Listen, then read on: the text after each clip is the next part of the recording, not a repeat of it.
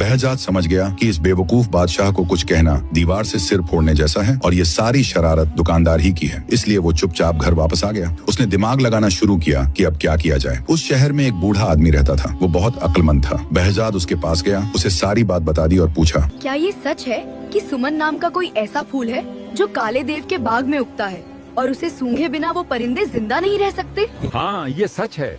ये परिंदे साल में एक दिन जरूर ये फूल सूंघते हैं। यहाँ तक कि अगर कहीं दूर दराज इलाके में चले जाएं, तब भी बसंत के मौसम में इस फूल के पास जरूर आते हैं।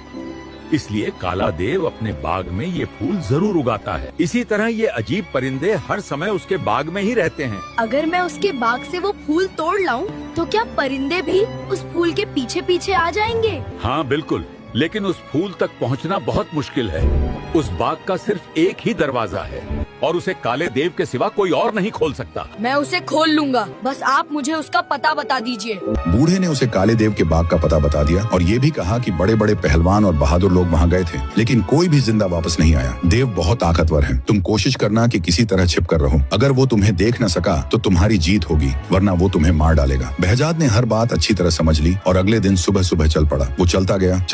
आखिरकार वो काले देव के बाग तक पहुँच गया। बाग का सिर्फ एक ही दरवाजा था जो बहुत बड़ा था और बड़ी बड़ी चट्टानों को जोड़कर बनाया गया था। कई पहलवान मिलकर भी उसे हिला नहीं सकते थे। वो दरवाजे के पास बैठ गया, लेकिन इतना थका हुआ था कि उसे तुरंत नींद आ गई। अचानक उसकी आंख शोर से खुली। शोर ऐसा था जैसे आंधी आ रही हो। आवाज करीब आती जा रही थी। वो समझ गया कि काला देव बाग के अंदर जा रहा है। वो फौरन छिप गया। देव उसे देख न सका और उसके पास से गुजर गया। बहजाद को ऐसा लगा जैसे कोई पहाड़ उसके बगल से होकर गुजर रहा हो। देव ने बाग का दरवाजा खोला। बहजाद सांस रोके दबे पांव उसके पीछे पीछे चला। जैसे ही देव बाग के अंदर गया, बहजाद भी अंदर घुस गया और तुरंत एक झाड़ी के पीछे छिप गया। जंगल में परिंदे पकड़ने के काम में उसे लंबे समय तक बिना हिले डुले छिपकर रहना पड़ता था। यही आदत यहाँ उसके बहुत काम आई। देव को जरा भी पता नहीं चला कि कोई उसके पीछे पीछे बाग के अंदर आ गया है।